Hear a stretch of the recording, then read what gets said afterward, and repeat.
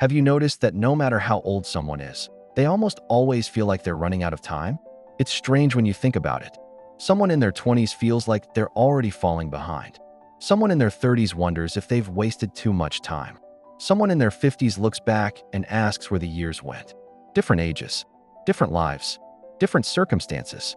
Yet so many people carry exactly the same feeling. How is that possible? At some point, life stopped feeling like something we were living and started feeling like something we were trying to catch up with. Everywhere you look, someone seems to be reaching a milestone. A new job, a promotion, an engagement, a baby, a new house, a business, a degree. Even if you're genuinely happy for them, a small voice quietly asks, "Should I be there by now too?" What's interesting is that this feeling doesn't only exist in people who are struggling. Some of the people who seem to have everything together still feel like they're behind. They reach one goal, and before they've even had time to enjoy it, their attention shifts to the next one. It's almost as if life keeps moving the finish line. You get closer, but it never feels close enough. So where does this feeling actually come from? Children don't spend their afternoons worrying that they're behind in life. They don't compare their progress to someone else's. They don't think about whether they're succeeding fast enough. They simply live one day after another without measuring every moment against an invisible clock. Then something changes. Without anyone sitting us down to explain it, life quietly becomes a schedule.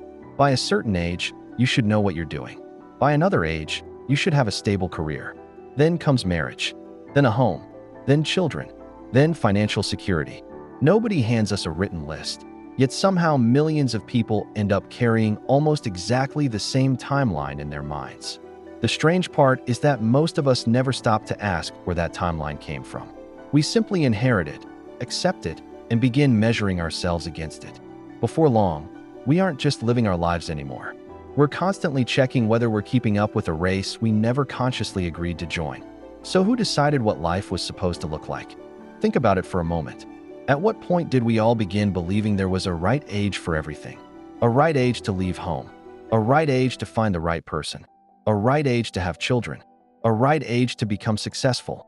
It's such a normal part of life that we rarely stop to ask where those expectations came from.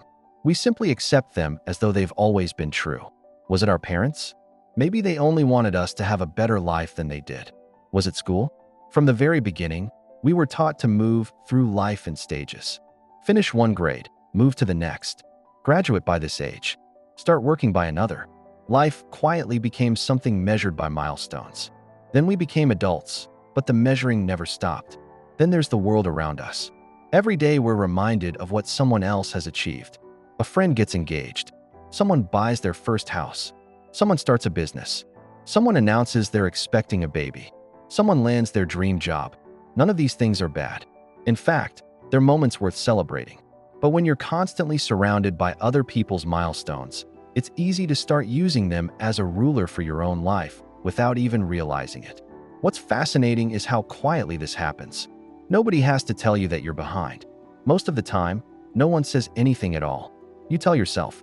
You look at where someone else is, then look back at your own life, and somewhere in that comparison, a conclusion begins to form. I should be further than this. It's such a familiar thought that many people don't even question it anymore. They simply accept it as fact. But here's something that's easy to overlook. The person you're comparing yourself to may be doing exactly the same thing. While you're looking at their life wishing you were where they are, they may be looking at someone else's life wondering why they haven't caught up either. It's almost as if everyone is standing in a different place, looking in a different direction, convinced that everyone else has figured life out except them. That's what makes this feeling so difficult to understand. It doesn't belong to one age group, one career, or one lifestyle. It follows people through almost every stage of life. And if the same feeling keeps appearing no matter where people are, then perhaps it isn't really about where they are at all. The more you think about it, the stranger it becomes.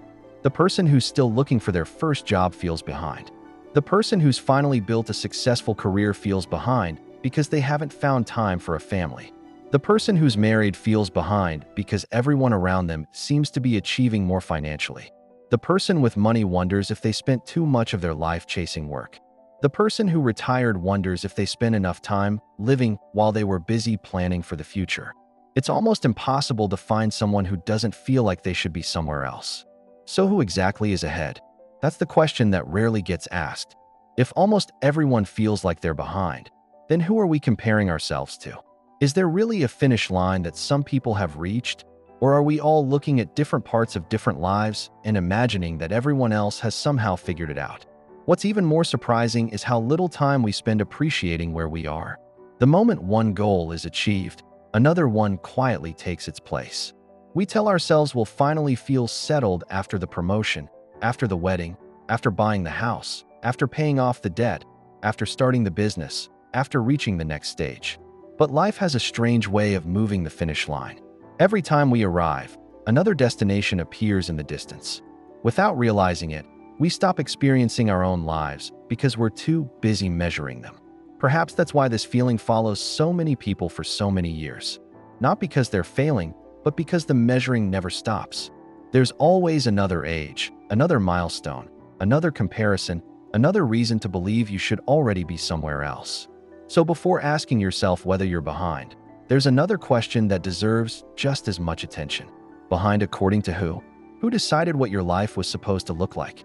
Who decided when each chapter was supposed to happen?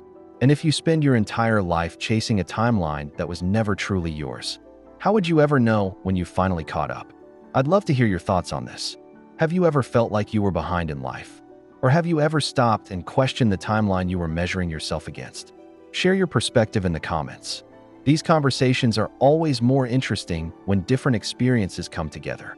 If you enjoy honest conversations about life, relationships, family, work, and the questions we rarely stop to ask, subscribe and join me for the next one.